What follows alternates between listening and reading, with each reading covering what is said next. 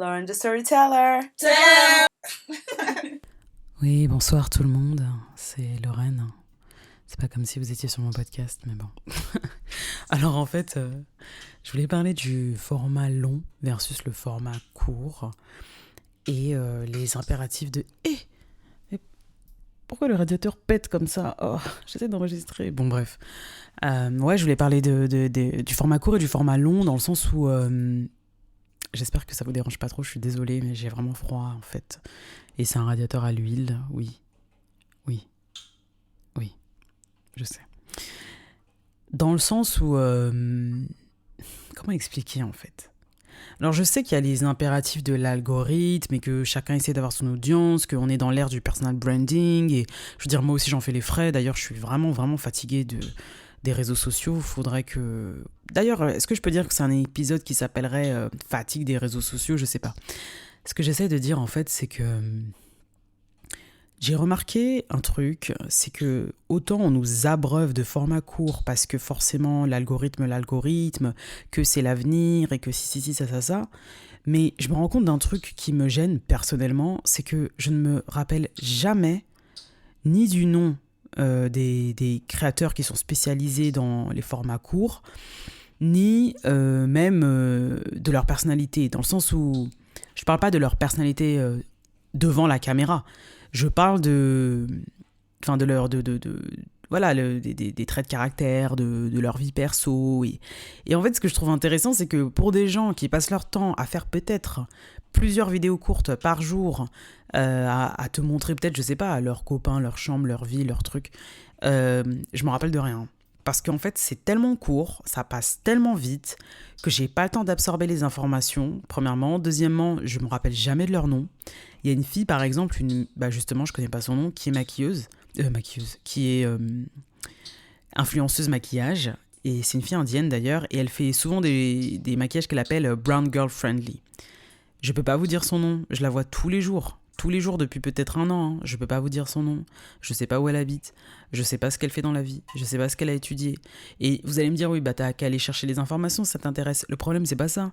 Le problème, c'est que je veux même pas savoir, en fait. Et en fait, maintenant que j'y pense, même ces vidéos ne m'intéressent pas. Et pourtant, elles sont tous les jours dans mon algorithme, en fait. Et ce qui est assez intéressant, c'est que je me suis dit, tout le monde table sur le court format, alors que je pense que le génie du long format, c'est que ton personal branding, il va durer beaucoup plus longtemps, même si tu commences en 2023, en fait. Dans le sens où, franchement, quand TikTok a commencé, je parle pas de l'époque Musical.ly, mais vraiment TikTok, le boom du Covid, et maintenant, il n'y a aucun créateur court format dont je me rappelle. Je parle pas des personnes qui ont commencé avec des formats super longs depuis les années 2010 jusqu'à maintenant ou même dernièrement. Je parle vraiment des gens qui ne font que du court format. Je n'ai aucune idée de comment ils s'appellent. Et en fait, je me suis rendu compte via Twitter, en fait, ou même un tout petit peu YouTube, que des fois, les gens évoquaient le nom de certains créateurs qui ont vraiment fait du gros buzz sur les courts formats. Et je peux même pas vous dire comment ces gens-là s'appellent. Je me suis même fait la réflexion, je me demande si la personne qui a fait la vidéo en long format, du coup, sur le créateur court format, n'a pas dû aller chercher le nom de la personne, en fait. Et surtout, je me suis rendu compte que ça crée pas d'attachement. Il y a des créateurs long format, je vois leur tête tous les jours, hein, je vous dis, hein, tous les jours. Certains, je suis même pas abonné, je vois quand même leur tête tous les jours. Certains, j'y suis abonné et je peux pas vous dire comment ils s'appellent. Mais aussi, surtout, si demain ils disparaissent, c'est-à-dire qu'ils font plus de vidéos, je saurais pas. Je saurais pas du tout. Alors que les créateurs long format, très long format même, dès qu'ils postent plus, même si je les suis pas ou en règle générale je les suis, je vais immédiatement me dire « Oh, but where did my girl go ? Where did my girl go ? Qu'est-ce qui s'est passé ? Mais elle est où ma pote ?» Enfin, à chaque fois, hein, c'est systématique. Il y avait... comment elle s'appelle ? J'ai oublié. Eh ben voilà, j'ai oublié parce que... Best Dress, voilà. Best Dress, et son prénom, c'est... Ça va me revenir, je sais plus. Bah, elle poste plus, donc je sais plus. En fait, Best Dress, elle postait du contenu long format d'excellente qualité. C'était vraiment filmé comme une série télé, le truc. C'était génial. Et d'ailleurs, paraît-il que Lena Situation se serait inspirée d'elle. Mais Best Dressed, ça s'était inspiré de Jen Im. Donc, Close Encounters, pour celles qui suivaient un peu le YouTube d'influence, elle est coréenne. Mais c'était une des... Pas les premières, mais ouais, elle faisait du YouTube depuis très longtemps déjà. Et en fait, bon, son style, la manière dont elle se maquille, la manière dont elle s'habille, ça me correspond pas du tout, mais j'aimais bien comment elle filmait en fait.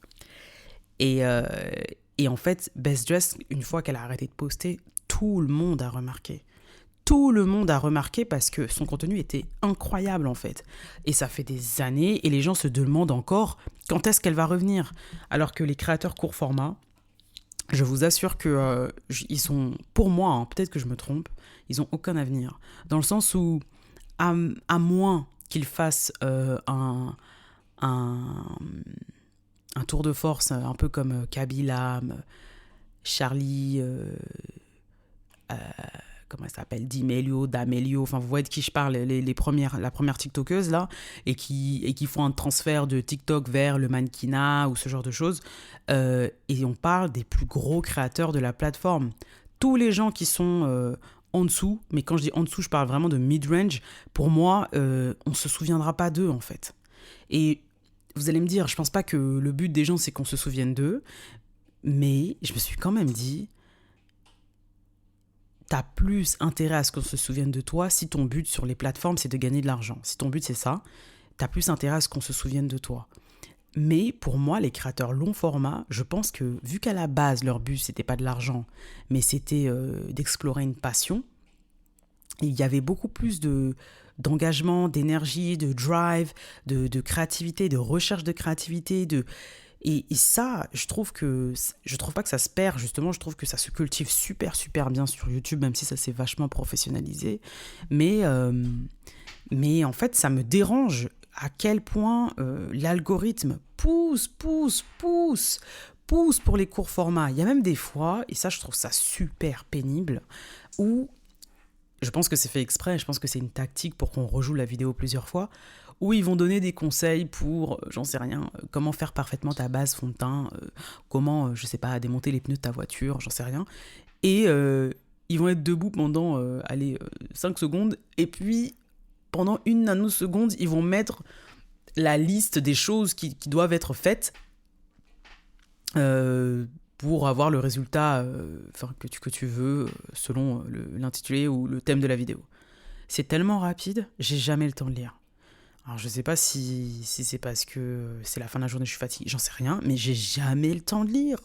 Je suis obligé de poser le truc, je suis obligé de rewind. Il y a dernièrement, hein, franchement, il y a des vidéos que je dois rejouer au moins 5 fois. Et je comprends que c'est pour l'algorithme, mais je me suis dit, assez en fait. C'est super pénible. Enfin, je comprends que c'est pour faire comprendre, pour faire connaître leur marque, connaître leur plateforme et tout, mais je retire pas du tout l'information. Alors que des créateurs qui sont beaucoup plus niches, beaucoup plus petits, qui n'ont pas grossi encore et qui sont sur YouTube et qui font du super long format, tu peux être sûr que je vais les suivre. Je sais pas si c'est une fracture par rapport à l'âge, c'est-à-dire que pour des personnes qui sont beaucoup plus jeunes, ça va être plus intéressant de consommer comme ça. Moi, personnellement, ça m'est virtuellement impossible. Et il y a des créateurs d'ailleurs que j'adore, parce qu'ils font du super long format, qui ont des milliers, voire des millions d'abonnés, qui font pas du tout de format court. Et en fait, ils ont une chaîne, je vais vous parler d'une chaîne que j'adore d'ailleurs, c'est une chaîne artistique. Et ils ont une chaîne qui a un branding justement très très très particulier, qui ne nécessite pas de format court en fait. Donc ils en font pas du tout. Ils en font pas du tout. Parce que ça ne rentrerait pas dans le branding de leur chaîne, en fait.